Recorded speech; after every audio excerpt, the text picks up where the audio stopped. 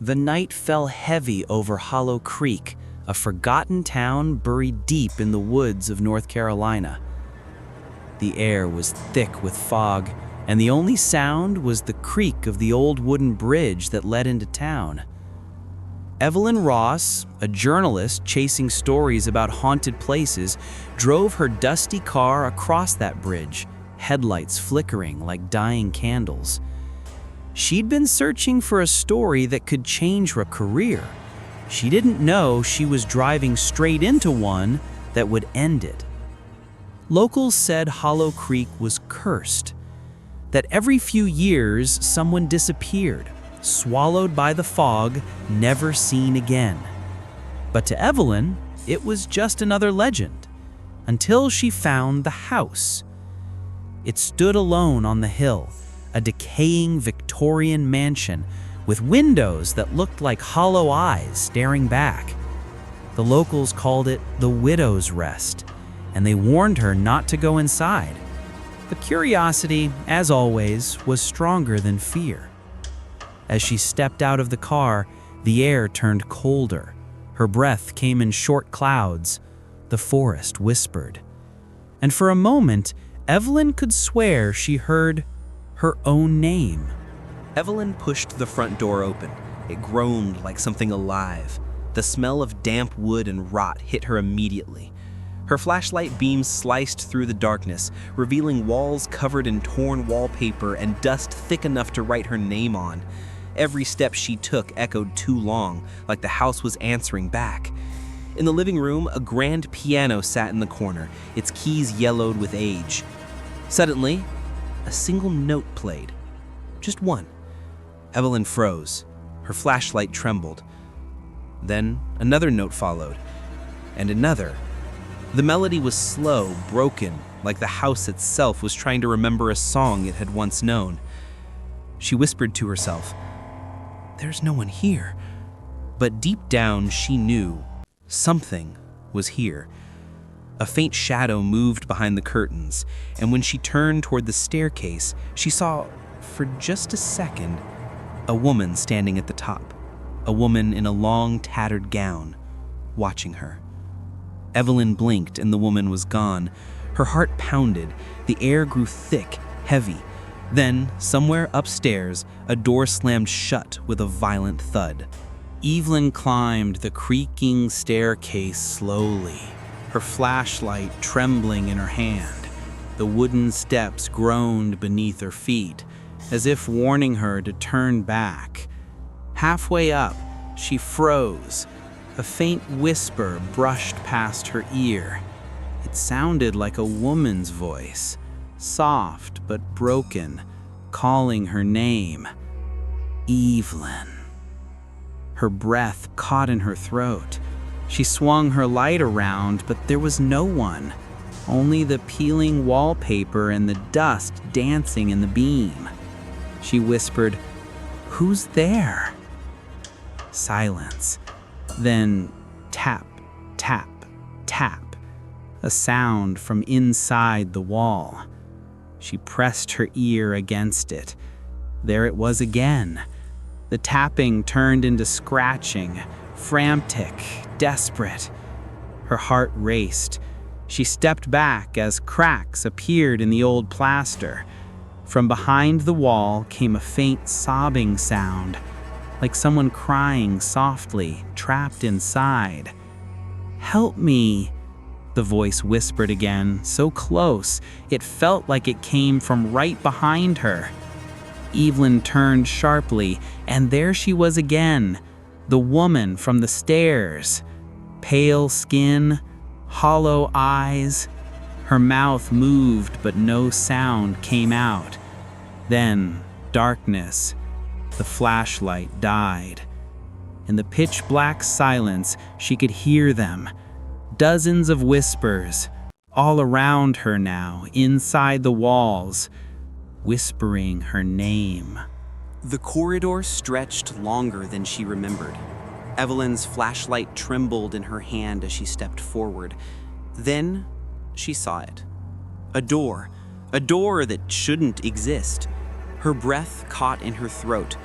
The handle was rusted, the wood damp and swollen like something ancient, buried and forgotten. And from behind it came a faint knocking. Knock, knock, knock. Her heart raced. She whispered, barely audible, "This wasn't here before." The knocks grew louder, sharper, like something desperate trying to come out. The temperature dropped instantly. Her fingers brushed the handle, and it moved on its own. The door creaked open with a groan that echoed through the hallway, like the sound of something waking after centuries of sleep. Evelyn stepped inside. The air was heavy, thick with dust and cold mist.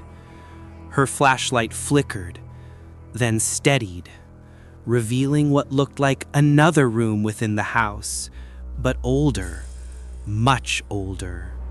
Wallpaper peeled like dead skin. A broken mirror leaned against the wall, and in its reflection, she saw movement, but there was no one there. Her heart pounded. She whispered to herself, "Just my mind, just the light." Then the mirror breathed. A pale fog rolled across the glass, forming handprints from the inside, small, childlike. Evelyn froze. From the darkness came a whisper, soft, distant, like a memory trying to speak. "Why did you come back, Evelyn?" Her flashlight dropped to the floor, spinning wildly, throwing moving shadows across the walls. She gasped, trembling, "Who's there? What do you want from me?" No answer, only a low hum, like something ancient and alive beneath the floorboards. She backed away slowly, but the door slammed shut behind her with a thunderous bang. Trapped. The lights flickered once, twice, then went out completely. And in the silence, she heard footsteps behind her, slow, heavy, coming closer. She turned and saw her own reflection in the broken mirror, but this reflection was smiling. Evelyn stared at the broken mirror. Her reflection, still smiling, tilted its head, but she had it moved an inch. Her breath caught in her throat. The room grew colder. The sound of the wind outside vanished, leaving only the pounding of her heartbeat echoing in her ears. Then the reflection blinked. Evelyn gasped. She stumbled backwards, whispering, "This isn't real. This isn't happening." The reflection leaned closer, pressing its pale face against the inside of the glass, eyes black and endless. And then it spoke. But the voice didn't come from the mirror. It came from behind her. "Evelyn, I waited for you." Her knees trembled. She turned slowly, flashlight shaking in her grip, and for a second she saw herself, standing behind her. Same clothes, same face, but wrong. Too pale, too still. The double smiled wider and whispered, You left me here, all those years ago." Evelyn screamed, but the sound died before it reached the air. The lights burst, glass raining down as shadows danced wildly across the walls. She ran for the door, pulling, clawing, pounding, but it wouldn't move. From behind came the echo of laughter, her own voice laughing in a pitch that didn't sound human anymore. Her reflection's hand pressed harder against the mirror from inside. A crack formed, then another, and with one final shatter, the reflection stepped out. Evelyn fell backward as the other version of her stood there, smiling softly, whispering, "It's my turn now." The real Evelyn tried to scream, but her voice was gone. Darkness. Cold. Silence. Evelyn opened her eyes, but everything she saw shimmered like liquid glass. Her reflection was gone. Now she was inside it. She pressed her palms against the invisible wall. It felt like touching water and ice at the same time, soft but unbreakable. On the other side, her other self stood in the room, brushing her hair, humming softly. Evelyn screamed, banging on the surface, but no sound came out. Her voice was gone, stolen, like her body. The double turned, smiled, and waved at her through the mirror. Then she walked away, living her life as if nothing had happened. Evelyn tried to follow, her breath fogging the glass, but all she could see was darkness stretching behind her, a vast, endless world of mirrors. Everywhere she turned, she saw other faces, blurred, trapped, watching her with silent horror. One of them, a man, whispered faintly through the void, "You're one of us now." Evelyn's heartbeat thundered in her ears. She spun around, searching for the source, but the faces vanished, melting back into the reflective mist. Then a voice, her own voice, echoed softly all around her. "Now you know what it's like to be forgotten." She collapsed, hands trembling, tears floating like mist inside the glass. The mirror pulsed, once, twice, as if alive. From the other side, her double returned, holding something. Evelyn squinted. It was her old music box, the one from her childhood. The double wound it up slowly. Click, click, click. The haunting melody filled both sides of the glass. Evelyn felt it sinking into her bones, each note a memory, each sound a piece of her soul fading away. As the music box played, she whispered inside the glass, barely audible even to herself, "I'm still here. Please, I'm still here." But the music box kept playing, and her reflection just smiled. Rain fell hard that evening, drumming against the windows of Rainham Hall. A knock echoed through the empty corridors. Knock, knock, knock. The caretaker hesitated before opening the door. A tall man stood outside, drenched from the storm, wearing an old brown coat and a hat that shadowed his eyes. "My name is Professor Alden Graves," he said quietly, his voice deep and calm. "I've come about the mirror." Inside, the professor set his wet suitcase on the floor, pulling out stacks of old yellowed documents, photographs, sketches, newspaper clippings. He spread them across the dusty table and pointed at one, a photograph dated 1893. It showed the same mirror standing in the same hallway, but behind it, a faint figure, a woman.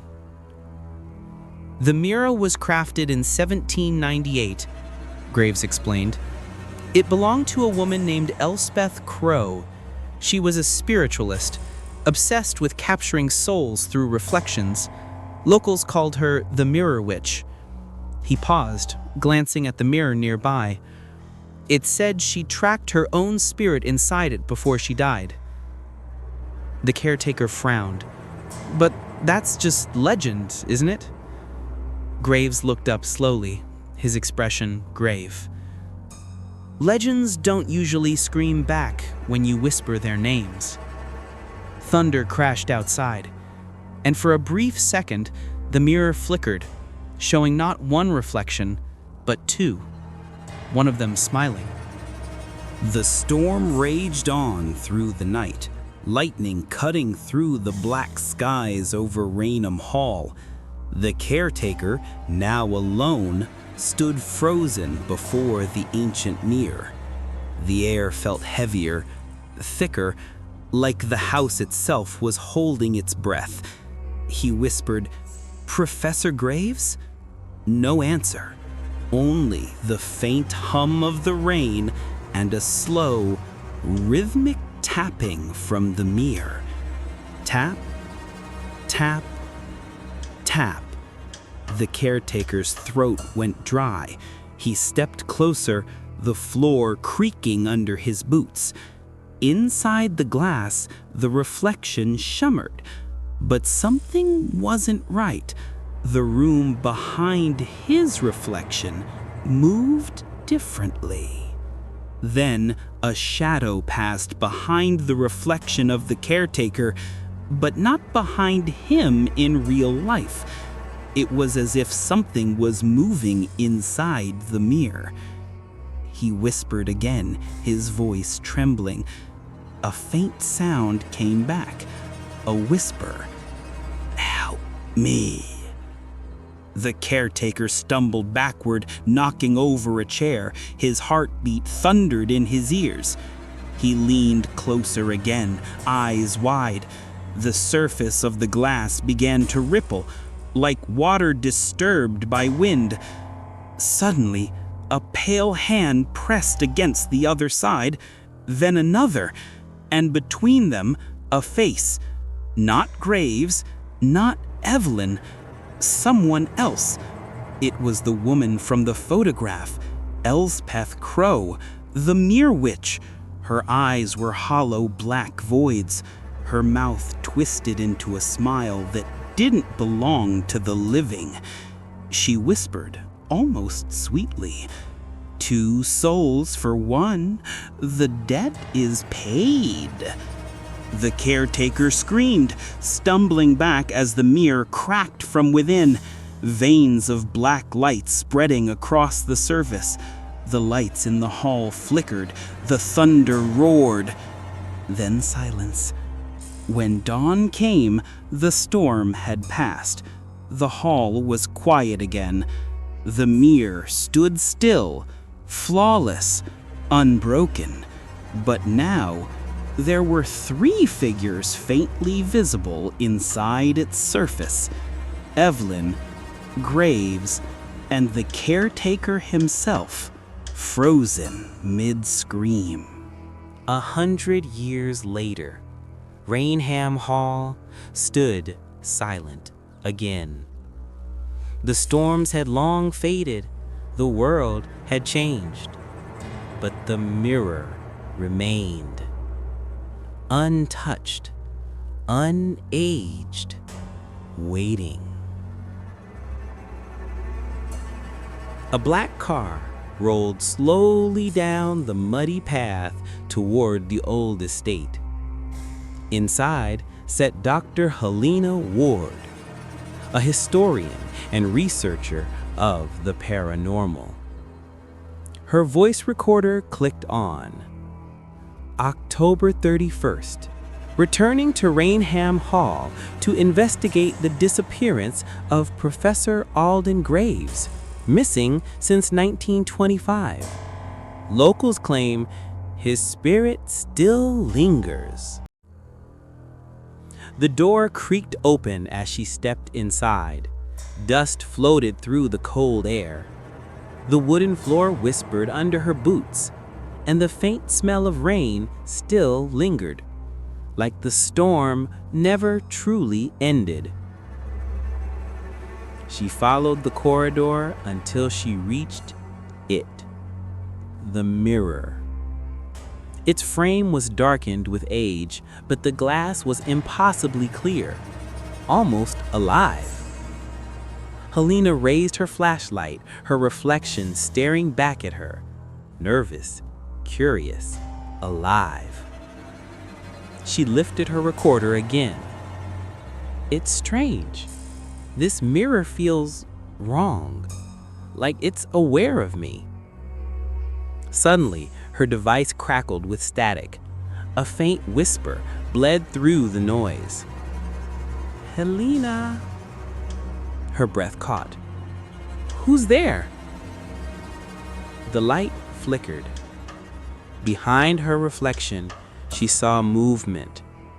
A face, pale and trembling, pressed against the inside of the mirror. It was Evelyn. Her lips moved soundlessly at first, then words formed through the static. Break it before it takes another. Helena stumbled backwards, but the mirror didn't move with her. Her own image stayed still, smiling faintly. She turned to run, but her reflection didn't. It stayed watching her. Then, crack! The glass split open from the inside. Shards fell like rain, but the mirror didn't shatter. It breathed. Helena froze, eyes wide, as hands reached out through the cracks. Dozens of them, pale, desperate, clawing for freedom. Among them she saw faces: Evelyn, Graves, the caretaker, all screaming without sound. She screamed and raised a heavy chair, slamming it into the mirror. Once, twice, a third time. And with a blinding flash of light, the mirror exploded into dust. A deafening silence followed. When the smoke cleared, the mirror was gone. Only Helena remained, trembling, gasping, alive. Or so it seemed. She slowly turned to leave, but in the hallway mirror beside the door, her reflection smiled and didn't stop. It had been 20 years since the night the Black Hollow mansion collapsed. The once grand estate had turned to ruins, whispered about in books and late-night radio shows as one of the most haunted places in history. But time has a strange way of resurrecting things that should have stayed buried. In the cold winter of 1985, the Museum of the Unexplained opened downtown, showcasing eerie artifacts and dark relics from forgotten legends. Among its most talked about exhibits was a small, framed piece of glass, rumored to be a fragment of Evelyn Black Hollow's cursed mirror.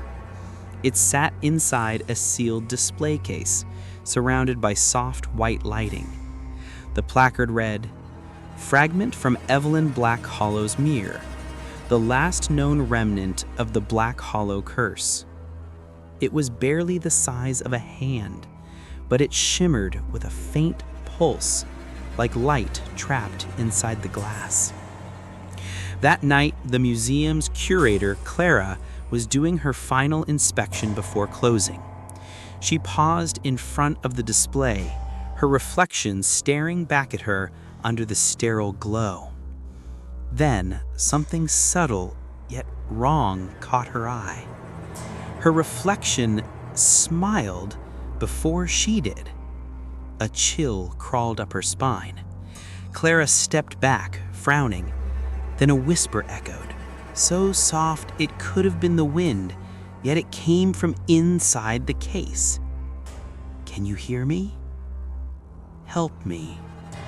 My name is Evelyn." The lights flickered. The air turned heavy, humid, like the world itself was holding its breath. The reflection behind Clara shifted, darkening. From the shadows, she saw a pale face emerge, eyes hollow, lips curled into that same haunting smile. Evelyn was there, watching, alive and hungry.